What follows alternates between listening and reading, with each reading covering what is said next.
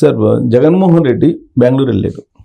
అది అన్షెడ్యూల్ అనుకుంటున్నా, షెడ్యూల్ అయితే కాదు. ఆల్ ఆఫ్ సడన్గా వెళ్ళిపోయారు బెంగళూరు విడుపులపై అని చెప్పి. అలా ఎందుకు ఒక్కసారి వెళ్ళారు అనుకుంటున్నారు? ఇక్కడ కారణాలు, ప్రధానమైన కారణాలు అనుకుంటేనండి, మొహం చెల్లకపోవటం ఒకటి. ఓటమి చెందిన తర్వాత తీవ్రమైన నైరాశ్యం, నిర్వేదంలో పడిపోవటం.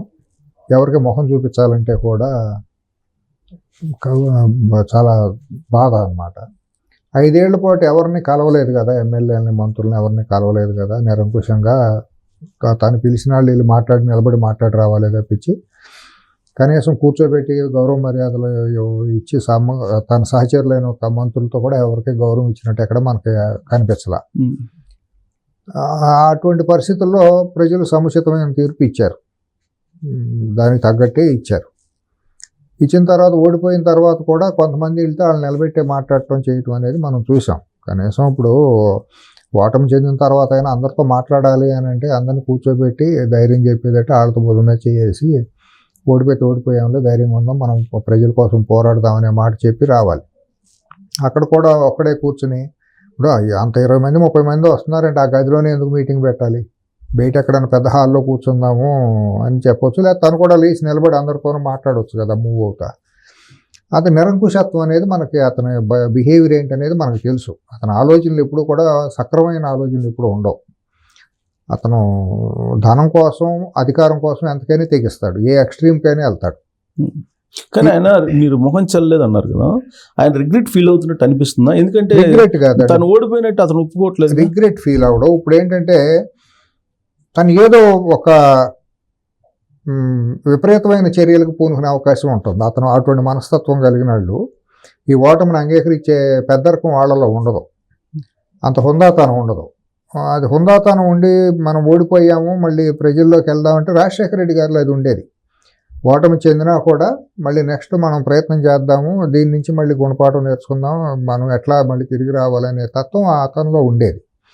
ఇతనిలో మొదటి నుంచి మనం 25-30 ఏళ్ళ నుంచి ఇది చూసినప్పుడు ఇతని బాడీ లాంగ్వేజ్, ఇతని బిహేవియరు ఇవన్నీ కూడా మనం మనస్తత్వాన్ని కనుక పరిశీలిస్తే ఇతనిలో ఇప్పుడు మళ్ళీ తిరిగి అధికారంలోకి వద్దాం, ప్రజల్లో మమేకమై మనం మళ్ళీ ప్రజాభిమానం చూరగొని వద్దాం అనే కసి కంటే కూడా కక్ష సాధింపు చర్యలకి ఎక్కువ అవకాశం ఉంటుంది. ఇటువంటి ఆలోచనలు ఎప్పుడు కక్ష సాధింపు చర్యలకే ఎక్కువ ఆలోచిస్తూ ఉంటాడు. కానీ ఆయన ఒక మాట అన్నాడు, నేను మంచి చేశాను కానీ నన్ను మోసం చేశారు అని. తను ఇప్పుడు పిల్లి కళ్ళు మూసుకుని పాలు తాగుతా నన్ను ఎవరో చూడలేదని అనుకుంటే అది ఎవరు ఏం చేయలేం.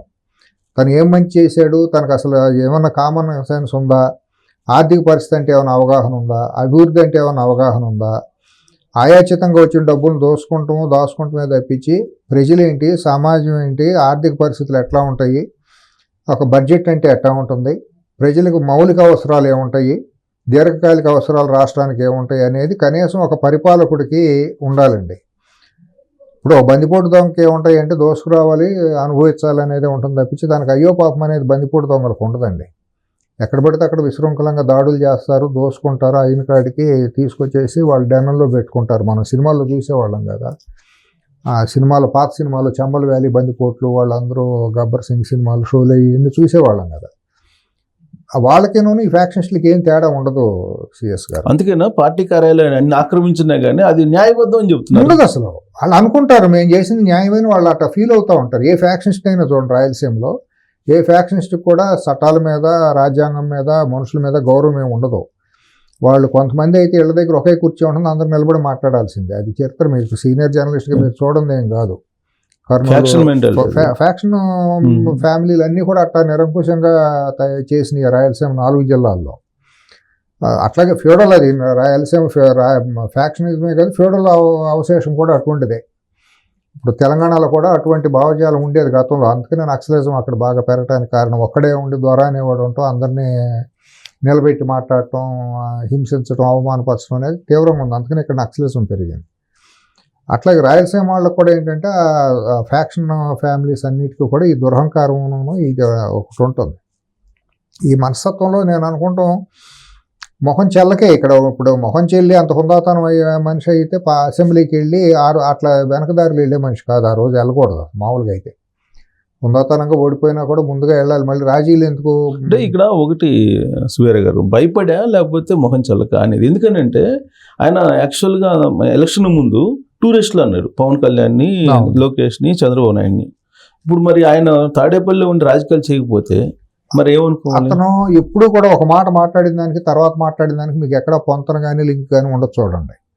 అంత అబద్ధాలను అలవోకగా మాట్లాడేస్తూ ఉంటారు వాళ్ళు. ఇవాళ మాట్లాడింది రేపు మార్చేసి మళ్ళీ మాట్లాడేయటం, మీరు సేమ్ మెథడ్ ఆఫ్ బిహేవియర్ ఇక్కడ తెలంగాణలో కేసీఆర్ కుటుంబంలో కూడా మీరు చూస్తారు. తన ముందు ఒక మాట మాట్లాడతాడు, అవసరానికి ఒక మాట మాట్లాడతాడు, తర్వాత బెదిరిస్తాడు, లేకపోతే కాళ్ళు పెట్టుకునే పరిస్థితి వస్తుంది. సేమ్ మెంటాలిటీస్ మీరు రెండు సారూప్యత దగ్గరగా ఉంటుంది బిహేవియర్. మీరు చాలా సూక్ష్మంగా గమనిస్తే ఇక్కడ ఫ్యూడల్ మెంటాలిటీ కేసీఆర్లో ఉంటే ఫ్యాక్షన్ మెంటాలిటీ వైఎస్ కుటుంబంలో ఉంటుంది. కానీ యాక్చువల్గా ఫ్యాక్షన్ దాంట్లో కూడా నిజాయితీ ఉంటుంది, అంటుంటారు. సినిమా వాళ్ళు పెట్టిన డైలాగులు రాసి సినిమా విజయవాడ హైదరాబాద్ ఫిలిం నగరాలు చేసి ఊరిని అనవసరంగా హీరోలను చేశారు. అక్కడ రాయలసీమలో ఫ్యాక్షనిస్ట్ అనే కుటుంబానికి కనీసం అసలు నీచాతి నీచమైన విలువ ఉంటుందండి. ఎవరు గౌరవించరు అక్కడ. భయపడిపోయి ఎందుకులే మనం దూరంగా ఉంటారు. కానీ ఫ్యాక్షనిస్ట్ కుటుంబాలను ఎవరో కూడా దగ్గరికి వెళ్ళి గౌరవించడం అనేది నేనైతే చూడలేదండి. భయం ఉండి ఎవరికాళ్ళు భయం ఎందుకులే అని దూరంగా ఉండి అన్న అంటూ ఉంటారు. దాన్ని వీళ్ళు హీరోయిజంగా మార్చేసి పంచులు కట్టే వాళ్ళని హీరోలను చేసి ఇక్కడ సినిమాల్లో తోడగొట్టగానే సుమోలు గాలిలోకి లేచిపోయి అన్న అని చెప్పి పేర్లు పెట్టేసి, అది బార్బేరిక్ కల్చర్ అండి, అది ఆటవిక సంస్కృతి. అది మీరు అవగాహన ఉండుంటే విజయభాస్కర్ రెడ్డి గారు ముఖ్యమంత్రి టైంలో కనుక మీరు గతాన్ని ఒకసారి పరిశీలిస్తే ఆ టైంకి బిఫోర్ ఆ టైం వరకు గన్లు జీపుల్లో పెట్టుకుని అదొక రకంగా ఆటవికులు కనుక వేటకెళ్ళినట్టు భయపెట్టుకుంటా అట్లా చేశారు. అప్పుడు ఎన్టీఆర్ గారు కూడా అక్కడికి వెళ్ళినప్పుడు ఏదో అడ్డుకున్నారు ధర్మవరంలోనండి. ధర్మంలో అడ్డుకుని బాంబులు వేసి మీటింగ్ పెట్టనివ్వకుండా ఇచ్చేశారు. అప్పుడు అవమానానికి లోనయ్యి ఎట్టి పరిస్థితుల్లోనూ ఇక్కడ ఇంత, ఎందుకంటే ఆయన ఎక్కడా కూడా అటువంటి పరాభవంగా ఫీల్ అవ్వాల. ఆ ధర్మవరంలో జరిగింది అప్పుడు 92 ఆ టైంలో, 89-94 మధ్యలో జరిగింది. అది ఐ థింక్ 1991లో అనుకుంటా ఇది జరిగింది. Second time. అసలు ఫస్ట్ టైం కూడా కడపకి ప్రచారానికి రానివ్వలేదు ఆయన్ని. అది లేదు, అప్పుడెప్పుడు ఎవరు కూడా అడ్డుకోవాలి. నాకు తెలిసినంత వరకు రాయలసీమలో అసలు రామారావు గారిని కానీ ఇంకెక్కడా కానీ లేదు. రామారావు గారిని అడ్డుకుంది ఎక్కడంటే ముఖ్యమంత్రిగా రాజశేఖర రెడ్డి సెక్రటరియట్కి వెళ్ళనివ్వకుండా ఇక్కడ ఆపారు. ఇది ఓకే, ఆపి రోడ్డు మీద పడుకున్నారు. రాయలసీమలో ఆయన అడ్డుకుంది 82-83 అప్పుడు ఎక్కడా లేదు అసలు. ఆయన అసలు నేరాజనాలు పట్టింది రాయలసీమ అన్న అంట. నాకు తెలిసినంత ఒక సబ్జెక్ట్ పర్సన్, మరి నాకు అవగాహన లేదు. అంటే సెకండ్ టైం ధర్మవరంలో అడ్డుకుని ఆయన వెళ్ళనివ్వకుండా రానివ్వకుండా చాలా అవమానకరంగా గెస్ట్ హౌస్ కూడా ఇది లేకుండా చేశారు ఆ రోజుండ ప్రభుత్వం. సో పొలిటికల్గా అప్పుడే పరిటాల రవి అనే వ్యక్తిని రాజకీయాల్లోకి తీసుకొచ్చింది అప్పుడే. అప్పుడు పరిటాల రవి జనజీవన స్రవంతికి దూరంగా మావోయిస్టు, ఆ టైంలో మావోయిస్టు సానుభూతిపరుడుగా ఉండేవాడు. వాళ్ళ నాన్న తండ్రిని తమ్ముడిని దాంట్లో పోగొట్టుకుని ఎన్కౌంటర్ల పేరుతో దాంట్లో పోగొట్టుకుని దూరంగా ఉండేటప్పుడు ఆ రోజుల్లో అరాచకంగా ఉండేది కడపను అనంతపురం. రాయలసీమ అంటే కర్నూలు కూడా ఆల్మోస్ట్ అట్టాగే ఉండేది. ఆ పరిస్థితుల్లో అక్కడ అసలు పార్టీలో ఎవరో ఒక వర్గం వాళ్ళు ప్రధానంగా అనంతపురం జిల్లాలో ఏ రోజు బ్రతకడం కూడా కష్టం అనే పరిస్థితి వచ్చింది 90 నుంచి 94 మధ్యలో.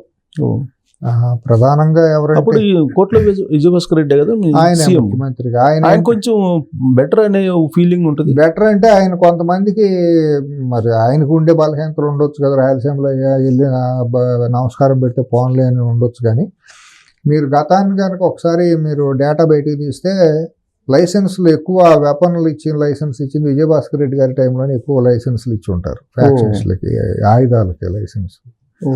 తర్వాత వచ్చిన ప్రభుత్వాలు వాటిని రద్దు చేసేసారు.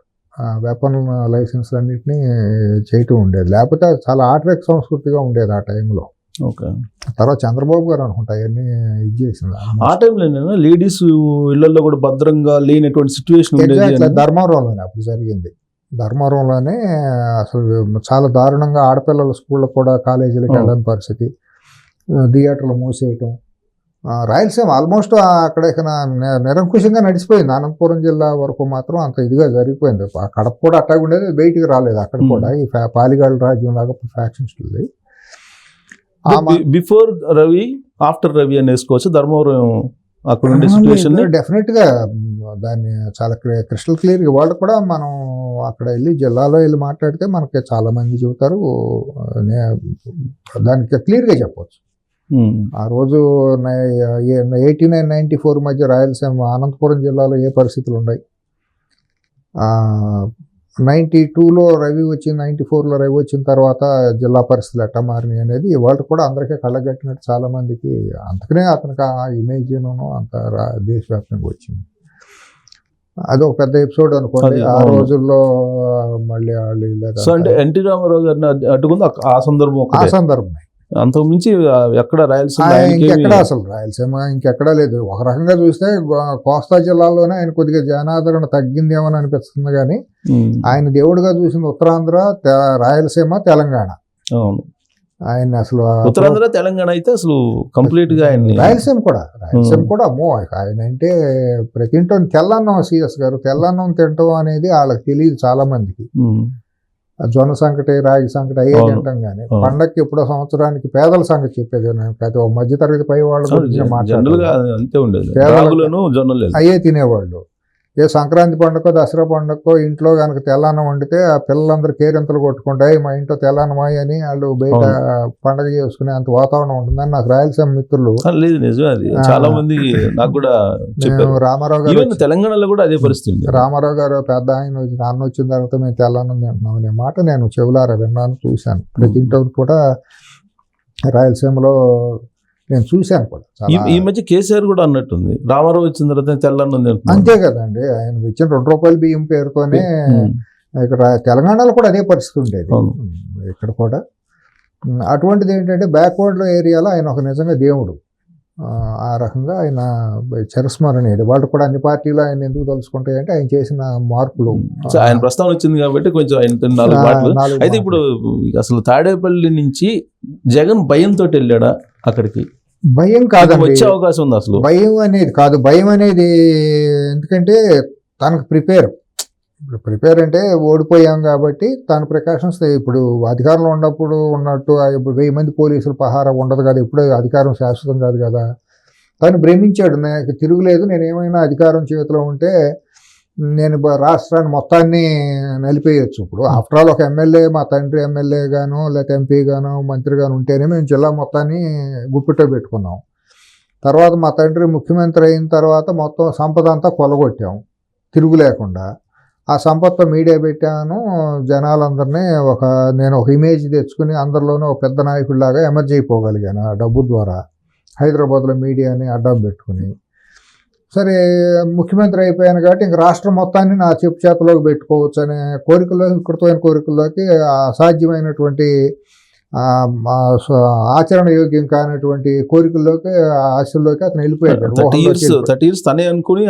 అన్ని నేనే అనుకుని వెళ్ళిపోయాడు. కనీసం మనిషిని మనిషిగా గౌరవించలేదు.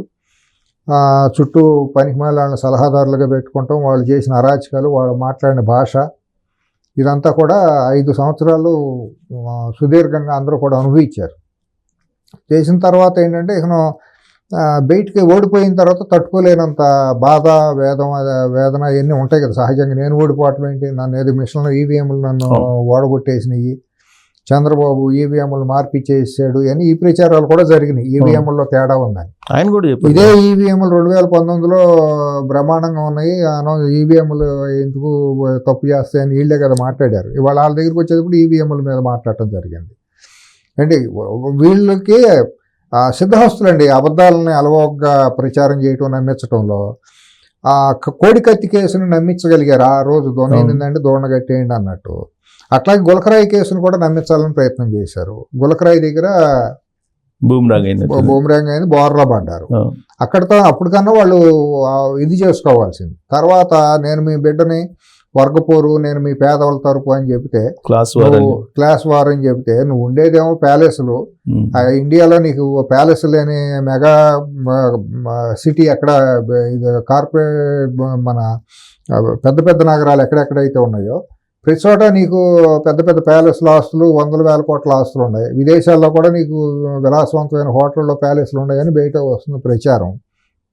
ప్రజలు అంత అమాయకుల, నిన్ను మా వర్గ మనిషి అని పెట్టుకుని మాట్లాడటానికి ఉంటారు కొంతమంది సైకోలు, కొంతమంది మత్తత్వంతో ఇది చేసేవాళ్ళు, కొంతమంది కులపిచ్చితో చేసేవాళ్ళు నిన్ను కీర్తించవచ్చు. సమాజం అందరూ ఎందుకు కీర్తిస్తారు? మెజారిటీ సమాజం విఘ్నత్వం ఉంటుంది కదా.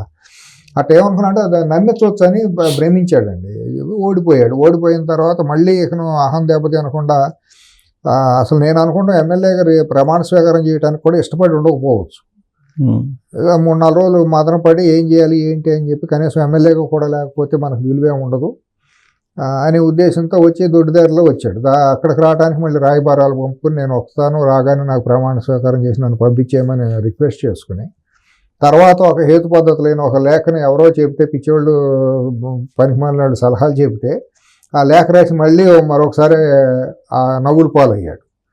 ఆ నవ్వుల పాలు అవడం అంటే కొత్తగా అవ్వాల్సిన అవసరం లేదు సిఎస్ గారు. తనది మొదటి నుంచి మీరు పార్టీ పెట్టినప్పటి నుంచి ఒక్క పాదయాత్రలో ఓదార్పు యాత్రలో తను ఇంటరాక్ట్ అవుతా, పేదాళ్ళతో ఇంటరాక్ట్ అవుతా మాట్లాడటం, అమరావతికి ప్రత్యేక హోదా తీసుకొస్తాననే ఒక బలమైన దానికి ఎక్కడైతే చంద్రబాబు గారు ఫెయిల్ అయ్యారో వాటిని అన్నింటినీ తను నేను చేసేస్తానని చెప్పి ప్రతి దాంట్లోనూ ఒక ఆశలు రాసుకొట్టాడు ప్రజల్లో. దాంట్లో ఏంటంటే హీరో ఇమేజ్ లాగా వచ్చింది. జనాలు కూడా ఆవేశపడిపోయారు. చంద్రబాబు ఫెయిల్ అయ్యాడు, ప్రత్యేక హోదా అన్నాడు, కాదంటున్నాడు, ప్యాకేజ్ అంటున్నాడు, ఇవన్నీను. అట్లాగే అమరావతిలో భూములన్నీ కొట్టేసారు, నిజమేను. పోలవరంలో నిజంగానే మరి 1,00,000 కోట్లు తినేస్తున్నారు, లేకపోతే పోలవరం అని ఎందుకు మాట్లాడతాడు చంద్రబాబు, ఇవన్నీ ప్రచారం చేశారు. సొంత మీడియా ఉంది కాబట్టి చేశారు. అట్లాగే ఆ రోజు బీజేపీ కూడా ఏం చేసింది, పోలవరం ఏటీఎం అని మోడీనే మాట్లాడాడు కదా, అబద్ధాల అలవోక అతను మాట్లాడాడు కదా, స్థాయి తగ్గి అతను బిహేవ్ చేశాడు కదా, ప్రధానమంత్రి హోదాలో అతను ఏ రోజు బిహేవ్ చేయాల. వాళ్ళు కూడా అది అనుకోండి. వీళ్ళందరూ కలిసి అట్టాగైతే హైదరాబాద్లో ఉన్న హెడ్ క్వార్టర్ మీడియాగా ఉన్న హైదరాబాద్లో కూడా కేసీఆర్ కుటుంబం కూడా చంద్రబాబుని టార్గెట్ చేస్తా, అలా అమరావతి ఎమర్జీ అయితే వీళ్ళకి ఇక్కడ ఇబ్బందులు ఉంటాయని, ప్లస్ పొలిటికల్గా కూడా చంద్రబాబు మీద ఉన్న వ్యక్తిగత ద్వేషంతో చంద్రబాబుని టార్గెట్ చేయడం, వీళ్ళందరూ కలిసి ఒక ఉమ్మడి శత్రువుగా చంద్రబాబుని అనుకున్నారు. అవును, 19లో కంప్లీట్ అందరు కలిసి చేసిన ఉమ్మడి శత్రువుగా అనుకున్నారు. దాంట్లో ఇతను ముందు పెట్టారు కాబట్టి ఇతను సక్సెస్ అయ్యి ఆ ప్రత్యామ్నాయంగా వచ్చాడు. తర్వాత చంద్రబాబు గారు వాళ్ళు తెలుగుదేశం వాళ్ళు చేసుకున్న స్వయంకృతాపరాధాలు కూడా కొన్ని ఉన్నాయి. కొద్దిగా వాళ్ళు వాస్తవాలను మరిచి ఊహలన్నిటితోనూ అంతర్జాతీయ స్థాయిలో ఎక్కువ ఊహించుకున్నారు. అది కూడా ఉంది. అది వాళ్ళు 80% నా వైపే ఉన్నారు అసలు జనాలు వెళ్ళిపోయారు. వాళ్ళు జగన్మోహన్ రెడ్డి అట్టా అయితే ఊహించాడు, ఆ రోజుల్లో చంద్రబాబు గారు కూడా అట్టాగా ఊహించుకున్నారు. సేమ్ ఇదే ఉంటుంది. అదే సరైన గుణపాఠం అప్పుడు జరిగింది, ఇప్పుడు జరిగింది అనుకోండి. ఇప్పుడు ఏంటంటే తనకి కసి మీద ఉన్నాడు. ఎట్టా పరిస్థితుల్లో నన్ను ఇంత చేసిన వాళ్ళ కారకుల మీద నేను కక్ష సాధించుకోవాలి. అది ఏ రకంగా ఉంటుందనేది మనం చెప్పలేము. ఇప్పుడు ఆ లెటర్లో కక్ష సాధింపు అనేది ఉందా, లేదంటే అతను అసలు ఏ ఉద్దేశంతో ఆ లెటర్ రాసినట్టు మీకు అనిపిస్తుంది? ఎవరో చెప్పారండి, తనకు ఆ ఇంగిత జ్ఞానం లేదు కదా, నేను రాయటం ఏంటి, దీంట్లో పాయింట్ ఏంటి, లేకపోతే ఒక సీనియర్ అడ్వకేట్ని కూర్చోబెట్టి సాధ్యాసాధ్యాలు ఏంటి, అసలు ఎక్కడన్నా ఉందా, కన్వెన్షన్స్ ఉన్నాయా, చట్టం ఉందా, రాజ్యాంగం ఏం చెబుతుంది. అయినా ఇంకోటి అండి, ఒక పార్లమెంట్ మెంబర్గా చేశాడు కదా, ప్రతిపక్ష నాయకుడిగా చేశాడు కదా సభలో, ఒక ముఖ్యమంత్రిగా 5 ఏళ్ళు చేశాడు కదా, కనీసం ఆ మాత్రం ఇంగిత జ్ఞానం ఉండదా? చట్టం ఏం చెబుతుంది, షగ్దర్ అండ్ కౌల్ అనేది ఒక ప్రామాణికంగా ఒక బైబుల్ భగవద్గీత లాగా మనం ఫాలో అవుతాం. దేశం మొత్తం పార్లమెంట్ నుంచి అసెంబ్లీ వరకు కూడా షగ్దర్ కౌల్లో రాసి ఉంటుంది. అట్లాగే కొన్ని చట్టాలు ఉన్నాయి. ఆ చట్టాల్లో కొంతమంది ఏదో ముక్కును పట్టుకుని ఒక ప్రొఫెసర్ అనే అతను పిచ్చి పిచ్చిగా వాగాడు, అసత్యాలతో మాట్లాడాడు. 12B సెక్షన్ ప్రకారం ఇవ్వాలి అని చెప్పి రాశాడు. Pensions and payments and disqualifications act అని ఒకటి ఉంది ఆంధ్రప్రదేశ్ది. దాని ప్రకారం సెక్షన్ 12Bలో ఎక్కడా కూడా ప్రధాన ప్రతిపక్షాన్ని ఇవ్వమని ఏమి అనలా. అది consideration of the and mercy of the speaker. Mercy అనుకోండి, పెద్దరికం అనుకోండి, కన్వెన్షన్స్ స్పీకర్ మీద ఆధారపడి ఉంటుంది. అది ఎప్పుడు ఇవ్వాలి? అసలు ఇంకోటి, ఏ పార్టీకి ఆ పార్టీ మేము మా శాసనసభ నాయకుడిగా మేము పలానా అతను ఎన్నుకున్నామని చెప్పి స్పీకర్ ఒక లెటర్ ఇవ్వాలి. అది కన్వెన్షన్ పద్ధతి. అసలు అది రాజ్యాంగం కాదు కానీ పద్ధతి. అది సింగిల్ మెంబర్ ఉండే ఇండిపెండెంట్గా అది అవసరంలా. 2 మెంబర్లు ఉన్నా కూడా మా తరపున ఈయన శాసనసభ నాయకుడిగా ఉంటాడని 2 ఉన్నా కూడా చెప్పాలి. ఎందుకంటే తనకి ఇచ్చే ప్రయారిటీలో రేపు పొద్దున ఏదన్నా స్పీకర్ సమాధానం చెప్పడానికి అవకాశం ఇవ్వాలంటే అతనికి ముందు ఇస్తారు. అసలు ఆ స్టెప్ కూడా వీళ్ళు పూర్తి చేయాల. ఎక్కడ 11 మంది కూర్చుని మా తరపున ఇవాళ కూడా ఈ నిమిషానికి కూడా ఆంధ్రప్రదేశ్ వైసీపీ తరఫున వైఎస్ఆర్సీపీ తరఫున శాసనసభ నాయకుడు ఎవరు లేరు. అవును, వాళ్ళు అఫీషియల్ అఫీషియల్ ఇవ్వాల, ప్రొటెం స్పీకర్కే ఇవ్వాలి, ప్రోటెం స్పీకర్కి ఇవ్వాలి. ప్రోటెం స్పీకర్కి ఇవ్వలేదు. తర్వాత ప్రమాణ స్వీకారం చేసినా కన్నా ఒక లెటర్ ఇచ్చాను, నువ్వు పులివెందులు వెళ్తావు, బెంగళూరు వెళ్తావు, వెళ్ళు. లేదా నీకు మొహం చెల్లకపోతే నీ తర్వాత ఇంకా ఎవరి పేరన్నా పెట్టు. ఇవాళ శాసనసభ నాయకుడు లేని పార్టీ వైఎస్ఆర్సీపీ. అక్కడ అటువంటి పార్టీ వాళ్ళు నాకు అధికార ప్రధాన ప్రతిపక్ష హోదా ఇవ్వమని ఎట్లా అడుగుతుంది? నువ్వు నాయకుడివే కాదు కదా, నీ పార్టీకి నీకెట్టా ఇస్తారు?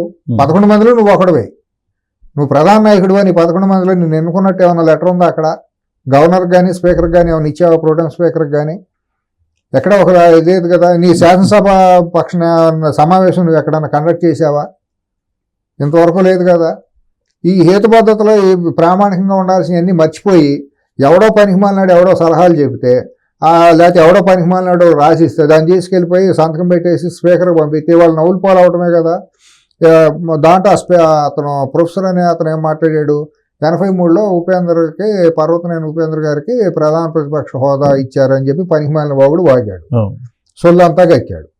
అసలు 83లో ఆయన అసెంబ్లీకి ఓడిపోయిన తర్వాత ఆ హిమాయత్ నగర్ అక్కడ ఓడిపోయి ఖాళీగా ఉన్న తర్వాత వచ్చిన నెక్స్ట్ 84లోనే ఇప్పుడు వచ్చిన పార్లమెంటు రాజ్యసభ ఎలక్షన్లో ఆయన 4 ఖాళీల్లో ఆయనకు ఒక రాజ్యసభ సీటు వచ్చింది. అప్పుడు మాధవరెడ్డి గారు ఆదిలాబాద్ నుంచి ఉండేవారు, మాధవరెడ్డి గారు పార్లమెంట్ మెంబరు. ఆయన పార్లమెంటు పార్టీ నాయకుడుగా ఉన్నారు, ఫ్లోర్ లీడర్ ఆయన. తర్వాత అక్కడ 4 ఎంపీలు రాజ్యసభ లేకపోతే 30 మంది అందరూ కలిపి వీళ్ళందరికీ పార్లమెంటరీ పార్టీ నాయకుడిగా ఉపేంద్ర గారు ఉన్నారు కోఆర్డినేషన్ చేయడానికి. అంతేగాని పార్లమెంటరీ పార్టీకి ప్రధాన ప్రతిపక్ష హోదా అప్పుడు కాంగ్రెస్ ప్రభుత్వం ఇచ్చిందని అబద్ధాల అవాస్తవాల ఆ ప్రొఫెసర్ అనే అతను మాట్లాడటం. అతను మాట్లాడేది ఇతను ఇచ్చిన లెటర్లో ఇచ్చింది ఒకే సమంగా ఉంటుంది. స్క్రిప్ట్ ఇదంతా టోటల్ స్క్రిప్ట్. లేకపోతే ప్రొఫెసర్ అనే అతను స్క్రిప్ట్ అన్న ఇచ్చి ఉండాలి, లేకపోతే వాళ్ళు ప్రొఫెసర్తో నువ్వు మాట్లాడు, మా ఆంధ్ర వాళ్ళు ఎవరో మాట్లాడటానికి పొరుగు పోతుంది కాబట్టి నువ్వు హైదరాబాద్లో ప్రొఫెసర్గా చాలామంది అవుతున్నావు, నువ్వు మాట్లాడు. అతని తర్వాత ఇంకా 4 వచ్చేవాడు పెయిడ్ ఆర్టిస్టులు, ఎవరో ఒకటి విశ్లేషకులు వచ్చేవాడు. ఇది ఒక కోణం అయితే మరొక కోణం ఏంటంటే ఇప్పుడు అసెంబ్లీ సెక్రటరీ జనరల్ గా ఉన్నారు రామాచార్యులు, ఆయన ఇచ్చిన డైరెక్షన్ అని అంటారు. మళ్ళీ అదే ఉండొచ్చు, అతను టోటల్ గా కనపడుతుందిగా. ఆ రోజు కూడా అతను చెప్పిన సలహా ప్రకారమే స్పీకర్ గారు కూడా అతన్ని మందలిచ్చారు. నేను ఛానల్స్ నిషేధాన్ని ఫైల్ తయారు చేయమంటే నువ్వు ఎందుకు చేయలేదు అని చెప్పి అది విజువల్ కూడా వచ్చింది. తను టోటల్ గా అటు పక్క చేసిన మనిషి. కానీ ఇప్పుడు రాజశేఖర రెడ్డి కూడా అట్టగే చేశాడు, మీకు గుర్తుందో లేదో. 2004, 2009 ముఖ్యమంత్రి అయినప్పుడు ఒక అటువంటి మనిషినే పెట్టుకున్నాడు సెక్రటరీగా, అసెంబ్లీ సెక్రటరీగా పెట్టుకుని, కీలకమైన స్థానం కదా. అట్లాగే ఇక్కడ కూడా అటువంటి వ్యక్తినే పెట్టుకున్నాడు. ఇప్పుడు ఈయనేమో ఆయన రాజ్యసభ నుంచి తీసుకొచ్చాడు, రిటైర్ అయిన తర్వాత తీసుకొచ్చాడు రామాచార్యులు, జగనే తీసుకొచ్చాడు. సెక్రటరీ జనరల్ అనేది అసలు పదవి ఉండదంట అసెంబ్లీకి, అసెంబ్లీ సెక్రటరీ ఉంటాడు. కానీ సెక్రటరీ జనరల్ అనేది ఒక పదవి క్రియేట్ చేసి ఆయనకి ఇచ్చారు, ఆయన ఇచ్చిన డైరెక్షన్ ఈ లెటర్ అని అంటారు. మరి అన్నప్పుడు ఎటువంటి పనికి మాలినాడు తెలిసిపోతుందిగా. అక్కడ ఏం పెద్ద పోటుగాడు అని చెప్పి తీసుకొస్తే నువ్వు ఆ మెన్షన్ చేసినవన్నీ ప్రొసీడింగ్స్ అన్ని తప్పేగా. అసలు నీకు కనీసం సిఎస్ గారు ఒక అవిశ్వాస తీర్మానం కానీ ఏదన్నా పెట్టాలంటే 10% ఆఫ్ ది ఫ్లోర్ ఇది సంతకం కావాలి. ఒక నో కాన్ఫిడెన్స్ మోషన్ ఏదన్నా మూవ్ చేయాలంటే దాంట్లో అది నీకు 10% రాలా. నువ్వు రేపొద్దు నో కాన్ఫిడెన్స్ మోషన్ స్పీకర్ మీద పెడతానికి లేదు, ఒక ముఖ్యమంత్రి మీద ప్రభుత్వం మీద పెట్టే రైట్ నీకు లేదు. నీకెవరు సంతకాలు పెట్టాలి? ప్రతిమ 6-7 పెట్టాలి కదా, 10 మంది పెట్టాలి కదా. నీకెవరు ఉన్నారు అసలు? నీకేమీ లేదు, అస్తుపిస్తుగా ఉంటే దాంట్లో న్యూమరికల్ ఎక్కువగా సంఖ్య ఉండాలకి ప్రధాన ప్రతిపక్ష నాయకుడిగా ఇవ్వమని ఉంది. ప్రధాన ప్రతిపక్ష నాయకుడు అంటే క్యాబినెట్ హోదా ఇవ్వమని ఏం కాదు దాని అర్థం. వాళ్ళు ఉదహరించిన 12B ప్రకారం కూడా ఒక నాయకుడిగా ఎన్నుకోమని అన్నారే కానీ ఇద్దరికి 2 పార్టీలకి ప్రతిపక్షంగా ఉన్న పార్టీలకి ఈక్వల్ నెంబర్లు వచ్చినాయి అనుకోండి, 12, 12, 11 గెలిచారు అనుకోండి. అప్పుడు స్పీకర్ ఇష్టం ఏ పార్టీని ముందు పెట్టాలి ఏంటి అనేది.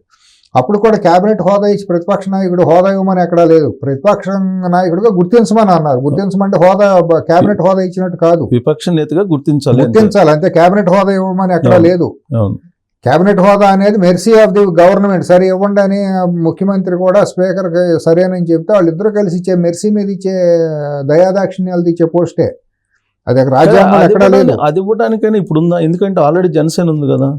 జనసేన అంటే నిజంగా కనుక జనసేన మేము ప్రధాన ప్రతిపక్ష పాత్ర పోషిస్తాము, నేను క్యాబినెట్లోకి రానని కనుక అని ఉంటే ఆ క్యాబినెట్ ప్రధాన ప్రతిపక్ష నాయకుడిగా జనసేన పవన్ కళ్యాణ్ గారు ఉండి ప్రజా సమస్యలు మాట్లాడి ఉంటే ఆ పార్టీ బలపడేది. ఆయన చేసిన తప్పది. ఒక రకంగా ఆలోచిస్తే ఆయన ప్రధాన ప్రతిపక్ష నేతగా హౌస్లో కనుక పాత్ర పోషించి ఉంటే ప్రజలకు ఇంకా మేలు జరిగేది. అవును, ఆయనకుండ చరిస్మాకి, ఆయనకుండ ఆలోచనలకి కొంచెం స్పందించే గుణం కూడా ఉంది. ప్రభుత్వానికి కూడా ముళ్ళుకరలాగా ఉండేది. అతను తన పార్టీ కూడా ఎమర్జీ అవడానికి అవకాశం ఉండేది. ఆయన చేసుకున్న తప్పది, అది రాజకీయంగా, అది మనకు సంబంధం లేదనుకోండి. ఇప్పుడు ఇక్కడ నువ్వు ఒక ప్రధాన ప్రతిపక్ష క్యాబినెట్ హోదా ఇస్తేనే నువ్వు ప్రజల తరఫున పోరాడతావా? రేపొద్దు నువ్వు ఒక్కడివే నిలబడి గెలిచినప్పుడు నువ్వు ఇంతే చేసేవాడివా? సింగిల్ డిజిట్లో 11 కాదు, రేపు పొద్దున 5, 6 వచ్చినప్పుడు కూడా ఇదే తీరి పెట్టేవాళ్ళు అనుకోండి.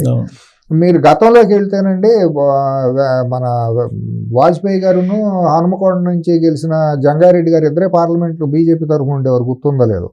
అవును, పార్టీకి ఇద్దరే పార్టీ ఉంటారు.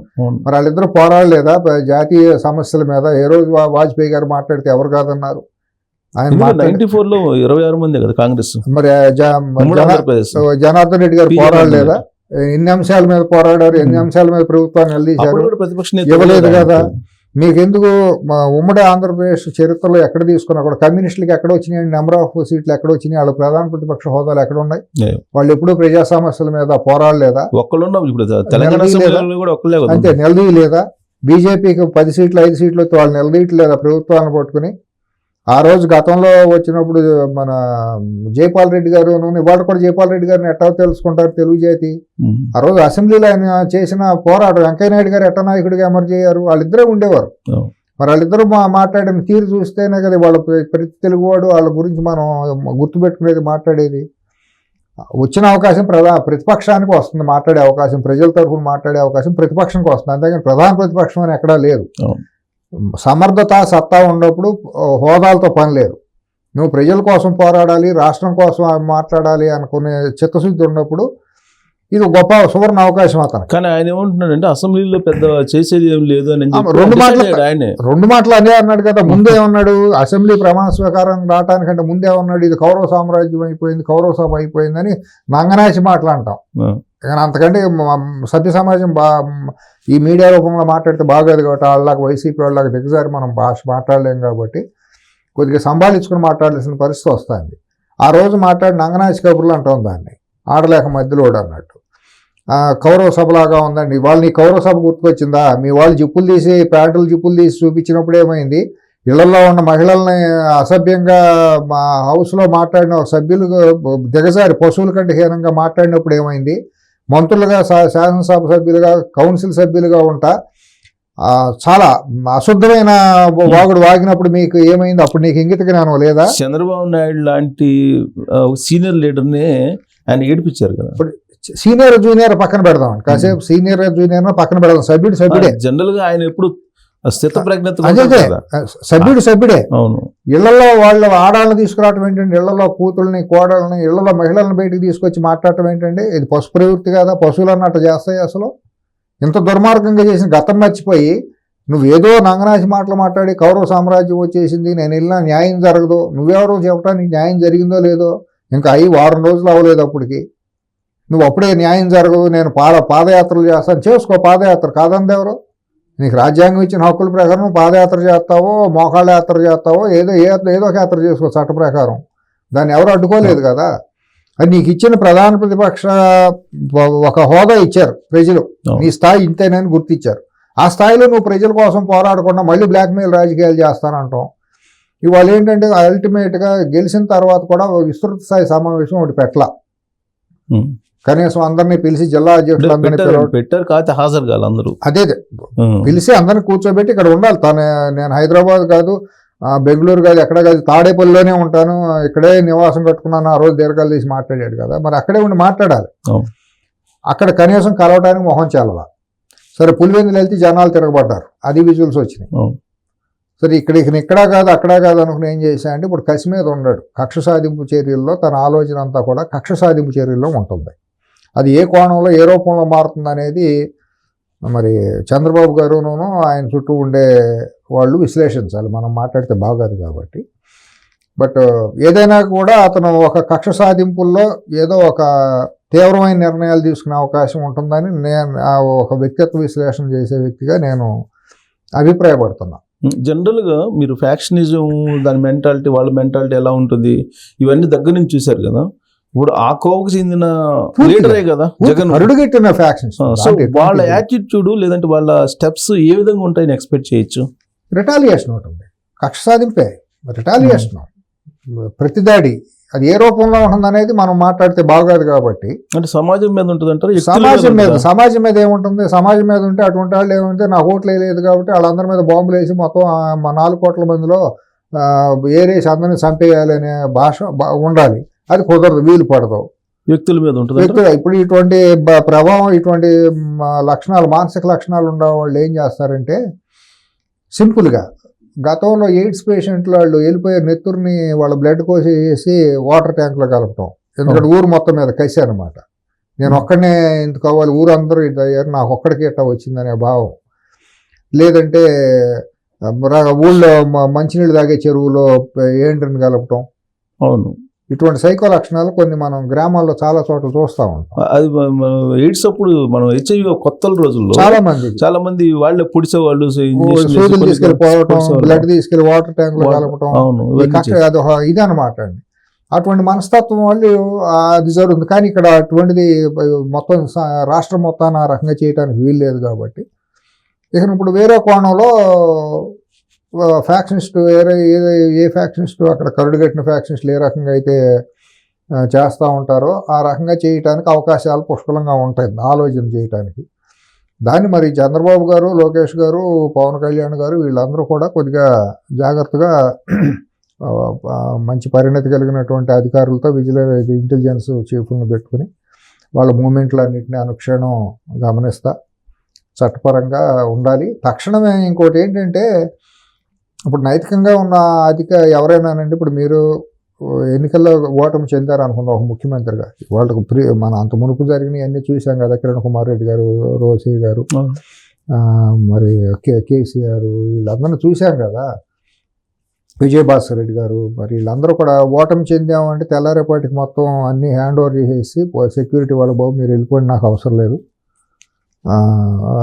స్టాఫ్ను కూడా పిలిచి కార్లు అన్ని హ్యాండ్ ఓవర్ చేసి, ఇంకా మహనీయులు గొప్ప గొప్ప వాళ్ళు అయితే అసెంబ్లీలోనే వదిలేసి కాలు బాగా నడకని వచ్చిన వాళ్ళు కూడా కొంతమంది ఉన్నారు పాత రోజుల్లో. అట్లా చేయాలి. అట్లా చేయకుండా ఇంకా పోలీసులు మొత్తాన్ని చుట్టూ పెట్టుకుని ఇంకా నేను ఒక ముఖ్యమంత్రి అన్నట్టు బుల్లెట్ ప్రూఫ్లు, జామర్లు ఇవన్నీ పెట్టేసుకుంటాం. ఆ పిఏనేమో ఇతర రాష్ట్ర ప్రభుత్వాలకే మా వాళ్ళు Z++ కేటగిరీలో ఉన్న వ్యక్తి వస్తున్నాడు, మీరు అక్కడ సెక్యూరిటీ చేయమని పంపటం. ఈ Z+++ ఎవరు పెట్టారు ఈ ++లు ఇవన్నీ రివ్యూ చేయాలి. ఇప్పుడు రాష్ట్ర ప్రభుత్వం వీటన్నిటి మీద రివ్యూ చేయాలి.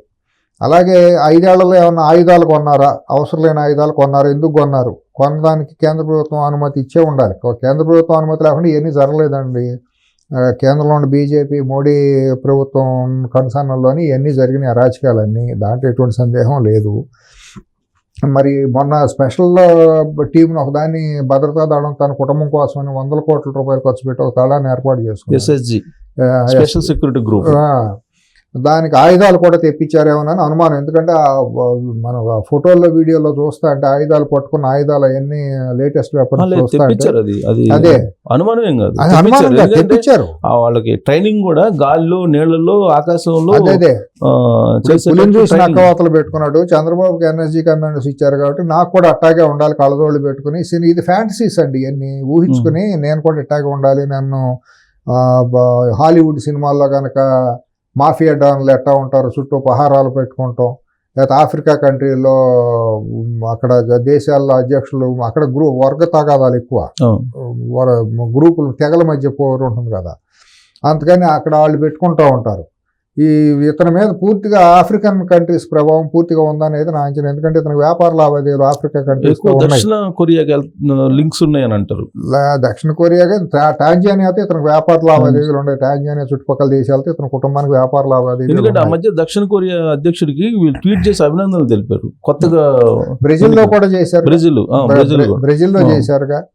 వీళ్ళకి ఉండే విస్తృతి ఇప్పుడు ఎంత విశృంఖలమైన ధనాన్ని దోసుకున్న తర్వాత డబ్బుని దేశంలో దాయటం కష్టమండి. కాబట్టి దాన్ని ఎక్కడికో తరలించాలంటే కొన్ని దేశాల్లో ఎక్కడైతే వీళ్ళకి ఒక స్వర్గలోకంలాగా ఉంటుందో అవినీతి పరులకి, ఈ నల్ల ధనాన్ని దాచుకునే వాళ్ళకి కొన్ని కంట్రీస్ ఉంటాయి కదా, అక్కడి నుంచి సెలవుల పొలవుగా సంబంధాలు ఇవన్నీ ఏర్పడుతూ ఉంటాయి. అట్లా ఇతనికి అటువంటి సంబంధాలు ఉన్నాయి. అందుకనే లేకపోతే అతను భయం ఎందుకు పడతాడు? ఈ దేశాలతో ఏదో కొన్ని గ్రూపులతో సంబంధాలు ఉన్నాయి. ఆధారాలు కూడా ఉన్నాయని చెప్పి లోకేష్ ఎన్ఆర్ఐ ఒక ఆయన ఆధారాలు కూడా ఉన్నాయి, కోర్టులో కూడా వేశాడు. అమెరికా కూడా మన పోలీసులు పట్టుకుని కొట్టడం చేయడం జరిగింది కదా. ఒక ఆయన డాక్టర్ లోకేష్ అవును, ఆయన వచ్చేది మాట్లాడాడు, ఫేమస్ డాక్టర్. కాకపోతే ఏంటంటే తను మాట్లాడే భాష అది చూస్తా అంటే కొద్దిగా ఆయన మానసిక పరిస్థితి మీద కూడా కొన్ని అనుమానాలు పరిస్థితిగా తలెత్తేటట్టు అతను బిహేవ్ చేశాడు. ఆయన దగ్గర నాలెడ్జ్ ఉన్నా కూడా అట్లా మాట్లాడకుండా ఉంటే పోయేది. అది మెచ్యూరిటీ లేదని అనుకోవాలా, లేకపోతే ఆయన మానసిక పరిస్థితి ఏమైనా ఉందా అని ఉంటే ఉండొచ్చు. నేను ఆయన చెప్పే ఆధారాలు ఉన్నాయి, ఆల్రెడీ కోర్టులో సబ్మిట్ చేశాడు. 26 కంట్రీస్ లో ఇతనికి నెట్వర్క్ ఉంది, ఎక్కడెక్కడ ఎలా డబ్బులు పంపించాడు అనేది చెప్తున్నారు. 26 ఉందా, 10 దేశాలు ఉన్నాయా, 5 దేశాలు ఉన్నాయా, కానీ ఉన్న మాట వాస్తవం. లేకపోతే అంత సెక్యూరిటీ పెట్టుకుని అంత భయపడాల్సిన అవసరం లేదు. అతను ప్రజల నాయకుడు కాదు, ప్రజల మనిషి కాదు. ప్రజలను అడ్డం పెట్టుకుని దోపిడీకి మాత్రమే అతను ఆరితేరినాడు, దాంట్లో ఎటువంటి సందేహం లేదు. లేకపోతే 25,000 కేజీలు డ్రగ్గు నీకు విశాఖపట్నం పోర్టులో దిగితే ఇంతవరకు నీకు బాధ్యత గల ముఖ్యమంత్రి, నువ్వు పేదల కోసం, నేను పేదవాడి కోసమే ఉన్నాను అన్నప్పుడు ఆ డ్రగ్ నిజంగా రాష్ట్రానికి వస్తే ఎవరు విధ్వంసం అయ్యేది? పేదాడేగా. ఉన్నాడు ఎవడో పోడు కదా. గంజాయి వాళ్ళు తాగుతాంది పేదాళ్ళేగా, ఉన్నాళ్ళు కాదుగా. నువ్వు 5 ఏళ్ళుగా గంజాయిని పెంచి పోషించి నువ్వు పేదవాడి కడుపు కొట్టి వాళ్ళని పేదవాడిని పక్షాన్ని ఉన్నానని ఎట్లా మాట్లాడతావు సిగ్గు లేకుండా? ఇవన్నీ గమనించరా? అందుకే రిజల్ట్ కూడా జనరల్ గా ఒక సెక్యూరిటీ పెంచాలంటే సీఎం కానీ ఎవరికి సెక్యూరిటీ పెంచాలన్నా కానీ దానికి ఒక ప్రాసెస్ ఉంటుంది. సెక్యూరిటీ ప్రకారం థ్రెట్ పర్సెప్షన్ కమిటీ అని ఒకటి ఉంటుంది. Intelligence chief, DG, chief secretary వీళ్ళందరూ చేరి థ్రెట్ పర్సెప్షన్ ఎవాల్యుయేషన్ చేసి ఎటు ఉంది ఏంటి అనేది అసెస్ చేసి చాలా ఇంకా పెంచాలా, బుల్లెట్ ప్రూఫ్ వాహనాల సంఖ్య పెంచాలా, ఇంకా ఏ మూల నుంచి వస్తుందని ఇది చేయాలి.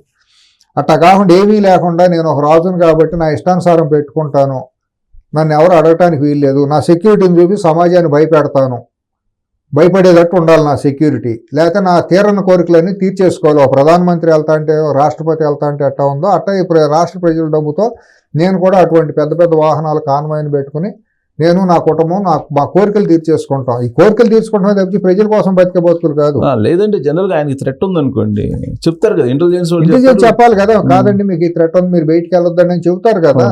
ఇది ఎవడమ్మ మూడు సొమ్ము కాదు కదా, రాష్ట్రం సొమ్ము. ఇవాళ అటువంటి తప్పుడు రిపోర్ట్లు ఇస్తే ఇంటెలిజెన్స్ చీఫ్ మీద కూడా చర్యలు తీసుకోవాలి వచ్చిన కొత్త ప్రభుత్వం. అటువంటిది ఇక్కడ తెలంగాణలో కూడా జరిగిందండి. కేసీఆర్ కూడా విపరీతమైన కాన్వాయ్ పెట్టేసుకుని కోరికలన్నీ తీర్చేసుకున్నాడు. ఇంటి చుట్టూ పెద్ద ముళ్ళ కంచె చేసుకుని చైనా వాళ్ళలాగా గోళ్ళ కట్టుకుని ఎవరిని లోపలికి వెళ్ళనివ్వకుండా ఒక పెద్ద మాఫియా ముఠా సామ్రాజ్యంలాగా ఎక్కడో నడిపారు. ఇది తేడా ఏమి లేదు మీరు రెండు కంపేర్ చేసుకుంటే. అట్లాగే ఇప్పుడు అక్కడ వచ్చిన కొత్త ప్రభుత్వం కూడా ఎవరు ఇటువంటి సలహాలు ఇచ్చారు, కారణాలు ఏంటి, ఆ రోజు ఉండే థ్రెట్ రిపోర్ట్ ఏంటి, ఎప్పటికప్పుడు రివ్యూ కమిటీ కూర్చుంటుంది. ప్రతి 6 నెలలకి ఎప్పుడు ఉంటుంది. ఫైల్ ఉండాలి, వెర్బల్ గా చెబితే కుదరదు కదా. ఆ ఫైల్ బయటికి తీయాలి. ఇప్పుడు ఆ రోజు డీజీపీ, ఇంటెలిజెన్స్ చీఫ్ ఇద్దరు కలిసి ఇది ప్రత్యేకమైన చట్టం తీసుకొచ్చేదానికి అనువుగా వాళ్ళు రిపోర్ట్ ఇచ్చారు. దానికోండి కమిటీ ఇచ్చిన థ్రెట్ ఏంటి అనేది వాళ్ళు బయటికి తీయాలి. తీసి అది టెర్రరిస్టుల ద్వారా ఉందా, నక్సలైట్ల ద్వారా చెప్పాలి కదా. ఏ గ్రూప్ నుంచి ఉంది, విదేశీ గ్రూపులు ఏమైనా ఉన్నాయా, ఇతనికి ఏమైనా విదేశీ గ్రూపులతో సంబంధాలు ఉన్నాయా, లేదంటే వాళ్ళు కొత్తగా మళ్ళీ ఒక న్యాయమూర్తిని, సుప్రీంకోర్టు న్యాయమూర్తిని, రిటైర్డ్ న్యాయమూర్తిని, లేకపోతే రిటైర్డ్ హైకోర్టు చీఫ్ జస్టిస్గా చేసిన ఆయన్ని కమిటీ పెట్టి దాంట్లో ఎక్స్పర్ట్స్ని, మళ్ళీ ఇంటెలిజెన్స్ చీఫ్ని, కొత్తగా ఇటువంటి వాళ్ళని కొంతమందిని పెట్టి నిష్పక్షపాతంగా ఉండేవాళ్ళని మళ్ళీ అసెస్ చేయాలి. దాని మీద విచారణ జరగాలి. అసలు అంత ఎత్తు 20 అడుగుల ఎత్తు సెక్యూరిటీ గోడలు కట్టాల్సిన అవసరం ఏమొచ్చింది? భద్రతగా ఒక మాజీ ముఖ్యమంత్రి అయినా ఆయన ప్రాణాలు మనకు ముఖ్యమేగా.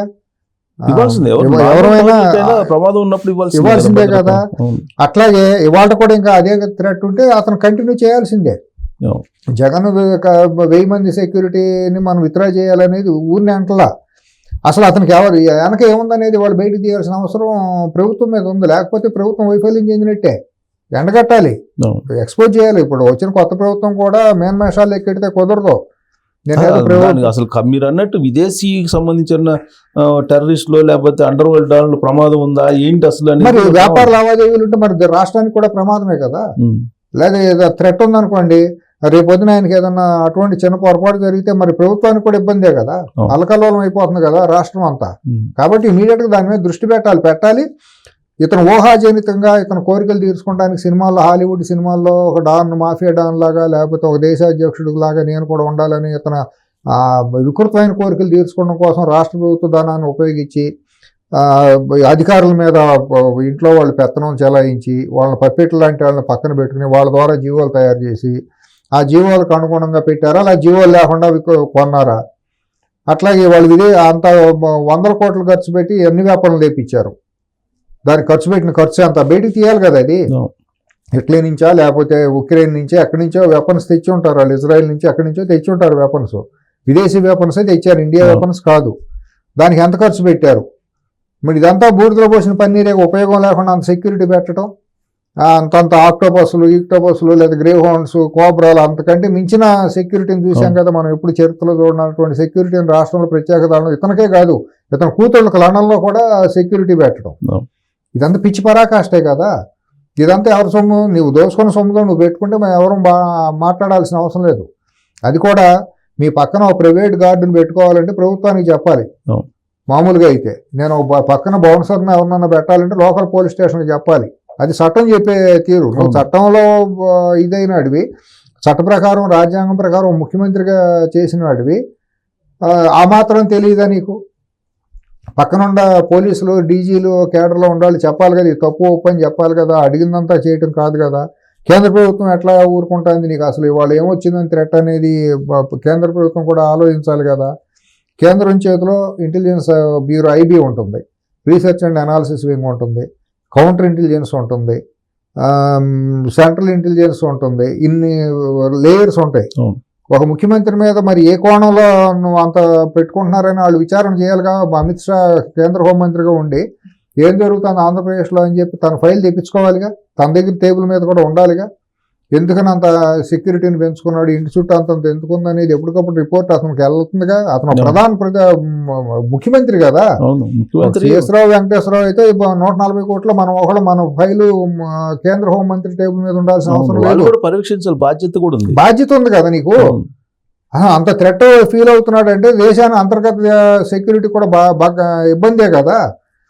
ఒకవేళ విదేశీ సంస్థలు ఏదన్నా అతను టార్గెట్ చేసినప్పుడు అది అతనికే నష్టంతో పాటు దేశానికి కూడా మైనమచ్చాయి. అతను అట్లా వదిలిపెట్టకూడదు కదా. మరి కేంద్ర ప్రభుత్వం ఏం చేసింది? 5 ఏళ్ళు ఎక్కడ పడుకున్నట్టు చంద్రబాబు నాయుడు భద్రత మీద మాత్రం రివ్యూ చేసింది 2 సార్లు రివ్యూ చేశారు. చీఫ్ వచ్చారు, 2 సార్లు వచ్చారు. ఆయన మీద మరి చెప్పులు దెబ్బలు వేశారు, రాళ్ళు ఇసిరారు, మీకు మాచర్లు వేశారు, తిరుపతిలో వేశారు, కనిపించిన చోటాలు వేశారు. ఆ రోజు నిస్సిగ్గుగా ఒక డీజీగా ఉన్నాడు. రాజ్యాంగం ఇచ్చిన హక్కుల ప్రకారం భావప్రకటన స్వేచ్ఛ తప్పే ఉందనే మాట మాట్లాడాడు నిస్సిగ్గుగా, నిర్లజ్జగా. మరి ఐపీఎస్ ఎట్ట అయ్యాడు వాడు? అసలు మరి దుర్మార్గమైన భాష అనమాట. అది బాధ్యత రహితమైన భాష. సీఎం కూడా బీపీ పెరిగింది అన్నాడుగా. బీపీ పెరిగింది, కార్యకర్తల బీపీ పెరిగిందని నిస్సిగ్గుగా మాట్లాడు. మరి నీకే బీపీ పెరిగిందని నువ్వు చుట్టూ అంత సెక్యూరిటీ అట్ట పెట్టుకుంటావు జనం డబ్బుతో. పెట్టుకో, మాకు అభ్యంతరం. నిజంగా కావాలంటే పెట్టుకోవచ్చు, ఇబ్బంది లేదు. ఊహాజనితంగా కోరికలు తీర్చుకునేటట్టు అణిసిపెట్టబడిన వికృతమైన కోరికలను నేను ప్రజల డబ్బులతో తీర్చుకుంటాను, ఇది దేశం అంతా నాదే, నా ఇష్టానుసారం నన్ను ఎదురిచ్చేవాళ్ళు లేరు, ఎదురు మాట్లాడటానికి ఎవరికీ లేదు, మాట్లాడిస్తే ఒక సుధాకర్ని చంపినట్టు చంపేస్తాం, లేదా చంద్రబాబుకి దిక్కులే చంద్రబాబుని కొట్టినట్టు కొడతాం, లేకపోతే మా ఎంపీ కూడా మమ్మల్ని మాట్లాడితే రఘురామకృష్ణరాజునే కొట్టాం, మీరే అంత అంటాం. అప్పుడు ఒక్కొక్క ఎమ్మెల్యేగా ఉండాళ్ళు, తెలుగుదేశం పార్టీ నాయకులుగా ఉండాళ్ళ మీద 25-30 కేసులు తక్కువ ఎవరి మీద లేవండి. ఇవాళ ప్రస్తుతం మంత్రులు అయిన వాళ్ళు కానివ్వండి, కొంతమంది మాజీ మంత్రులుగా ఉన్నవాళ్ళు